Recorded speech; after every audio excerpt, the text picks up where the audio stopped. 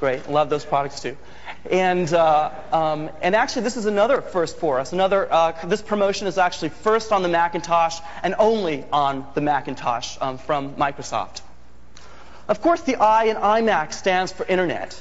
So Apple and Microsoft are also very happy to announce today that the iMac will be the first Macintosh to ship with a brand new Internet Explorer 4.01, a product which is actually 30% faster than the last version of Internet Explorer, and also a product full of features available first and available only in the Macintosh version of Internet Explorer.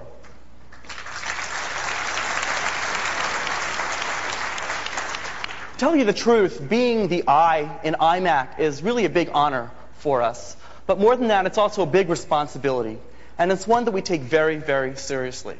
When we look at what's been going on with browsers in the past few years, we've seen so many people talk about this technology or that technology. Does the browser support this acronym or that acronym?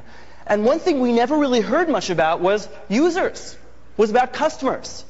And at Microsoft, we think that with Internet Explorer, the most important thing we can do is understand what sort of tasks people are trying to accomplish on the Internet, and what sort of problems they have accomplishing those tasks, and to create products which help the users solve their real problems, more than just have some technology bullet points on some list. And that's exactly what our design goals have been with Internet Explorer 4.0. And I thought I'd want to show you some of those features today.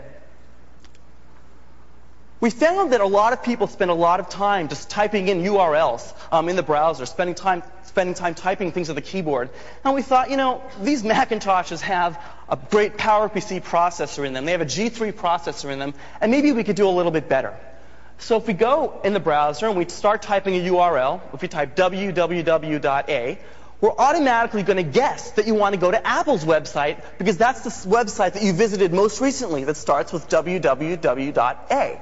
We thought maybe we could guess and save you some typing time. Sometimes we'll guess wrong.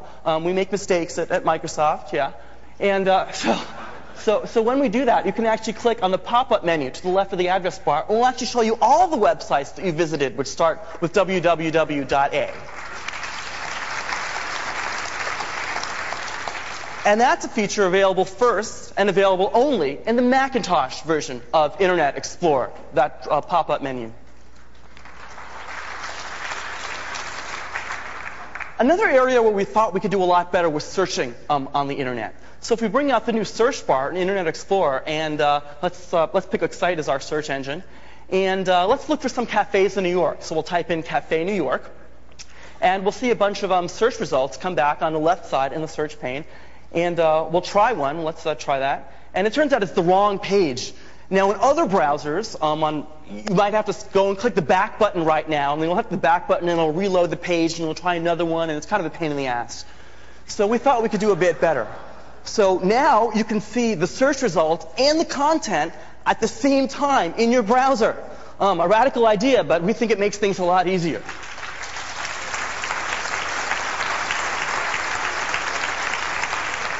And I'll tell you, the day that this feature appeared in the beta of Internet Explorer, I threw out everything else on my machine and haven't used another product since.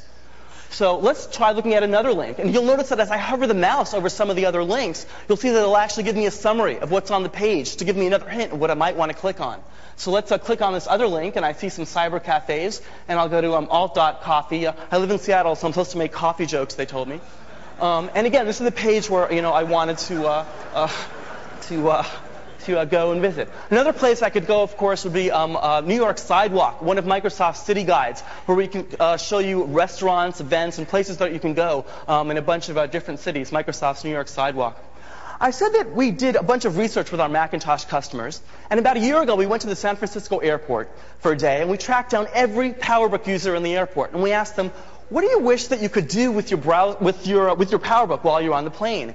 And people said to us, well, I really wish I could browse the web. But like I'm ever going to be able to do that. Well, you can. Because in Microsoft Internet Explorer, you go to the File menu, and you pick Save, just like you'd expect in a Macintosh application. And you can save an entire website to your hard disk in just one file, what we call a web archive file. And you can save sounds or images or links, however deep you want to do that. and it actually takes a while, so we're going to cancel that right now. And I actually did this before we started the demo, before we started the show this morning. So let's go and pull the network cable out of the iMac right now to show you that we're not making this up. iMac out, and let's look at New York sidewalk again while we're not connected to the internet. So let's look at some restaurants. We can look at some restaurants maybe for Internet Explorer. I think we have some restaurants specially selected for Bastille Day. We can look at events that are going on inside of New York or other places that you can go, all without being connected to the internet, because I just went to the File menu and picked Save.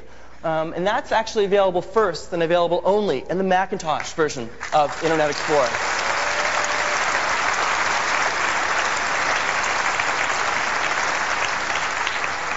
Another thing that's really important to Macintosh customers is color fidelity.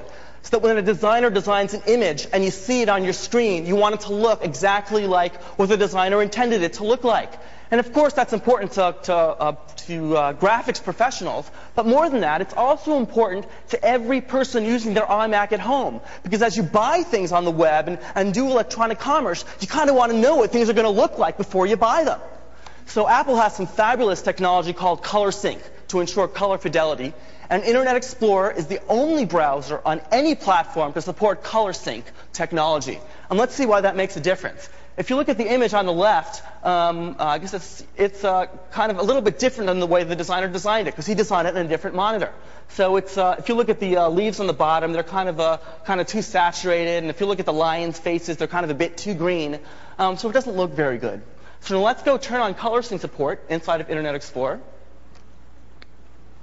which is on by default, but we turned it off for the demo. And then reload the page on the right. And now you can see the image exactly like what it's supposed to look like. The things look a lot better. Maybe it's hard to see on the barcode, but if you saw it on the iMac or we're demoing it right here, you'll see that it looks exactly like what it's supposed to look like. And again, Color Sync support